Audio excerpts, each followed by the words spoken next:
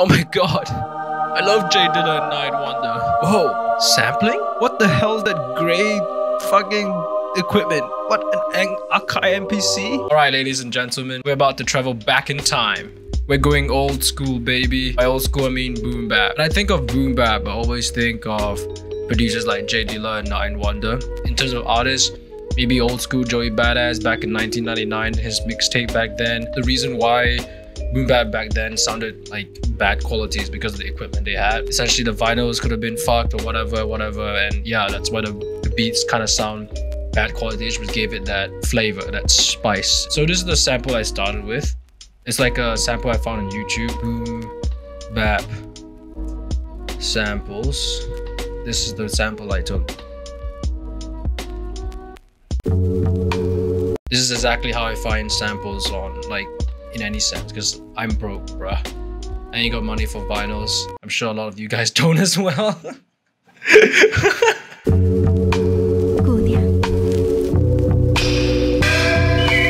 92. So originally the sample was how I know is because I kind of, well, from experience, and also like you can kind of see the waveform and you like count in your head. So 1, 2, 3, 4. 1, 2, 3, 4. I then pitched it down by -2 semitones.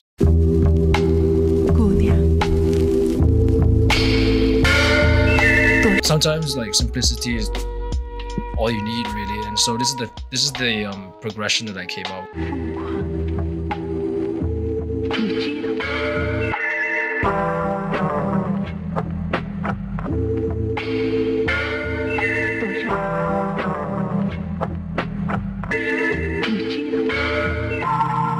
When you right click, you can actually just slice it to a new MIDI track. This is my preset, but there's like built-in presets, and it creates slice per 1 quarter note. So there's every time you play. So this is the Ableton preset. So it's like by quarter notes, right? So if I play, right? So I'm playing on my keyboard. This is my preferred way. Press the loop function, and you can just kind of like change it so that you find like a different part of the section to loop. A little bit of a switch up. I use Valhalla Supermassive and kind of put this dotted 8th chorus echo preset on just to create like a second thing. Without it, I think it sounds kind of simple.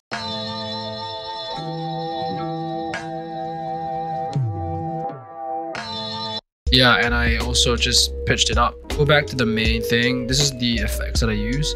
Zvep, then RC20, Tremolator, which is a very nice Sound Toys plugin. Put a wider one just to make it wide. I don't know if that's a good idea, to be honest, because you want it to sound very old school. Right?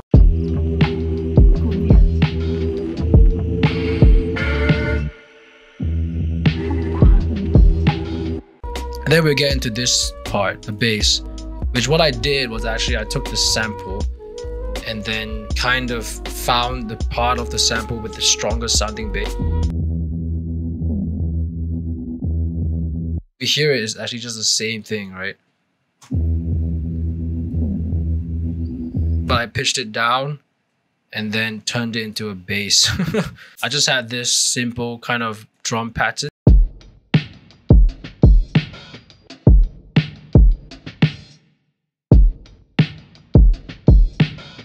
I didn't put the decapitator on this time because normally when I put a decapitator on, it brightens the drum up, which is what you don't kind of want in a boom bap beat. So I use drum full parallel, which is also a nice Ableton stock preset that you can use. Drums room, it makes your drum sound like it's being played in a room, so it has that sound like a live effect. I kind of auto filtered the highs of the drums.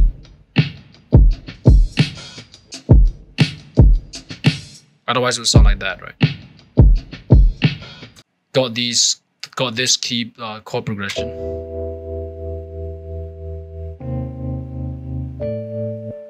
This is done by just converting harmony to new MIDI track. Ableton will shit out something that kind of looks like that it thinks it's in the key, and you just have to go in and clean it up. And I managed to clean it up to get this, essentially. In general, you kind of want to keep your chords near each other.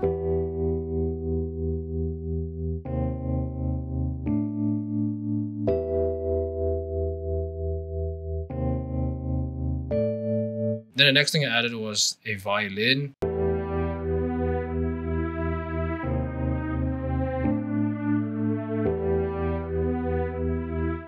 And I also used this bebe lead.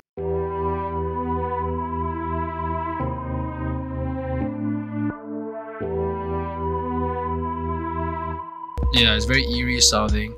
Yeah, that's pretty much the beat. Oh, I guess I'll show you the techniques I did to keep the beat interesting. One of them is using the phaser.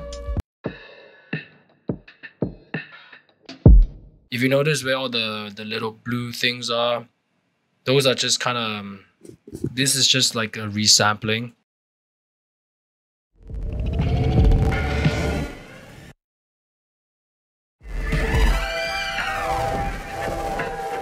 This is just me also using this glitch effect, this fracture plugin, just playing around with the knobs and kind of resampling the entire beat into one track. I'm pretty sure I can just extend it and it'll be like super long. Yeah, look at it. It's a very long, it's like me playing with this and playing with the fracture plugin for like a really long time. And if I play it out, it'll probably be like, it'll probably sound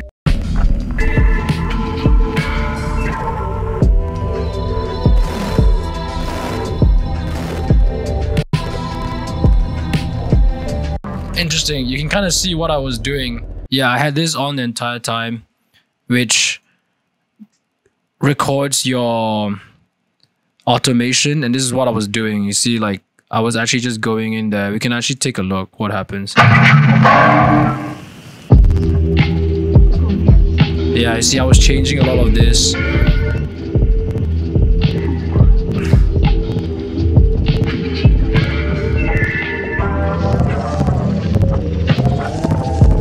So there were a lot of trial and error, as you can see. All those lines are me adjusting the knobs as the beat was like playing. And then after that, what happened is that I took the best bits and yeah, just added into the beat itself just to keep the beat interesting, and that's about it. Thank you guys again for watching my video. I appreciate every one of you for clicking on this video and watching it, especially if you're still here. Thank you very much. It really helps me a lot. Comment down below as well if you have anything that you disagree with my techniques, or if you have a better way of doing it. I'm always open to learn. Freebies in the description. Download them if you're an artist. Tag me in those beats, tag me in those songs, finished songs, because I would love to hear it. And if I like it, I'll promote it on my YouTube and Instagram. And yeah, that's it from me. The beat will play right after this. Peace.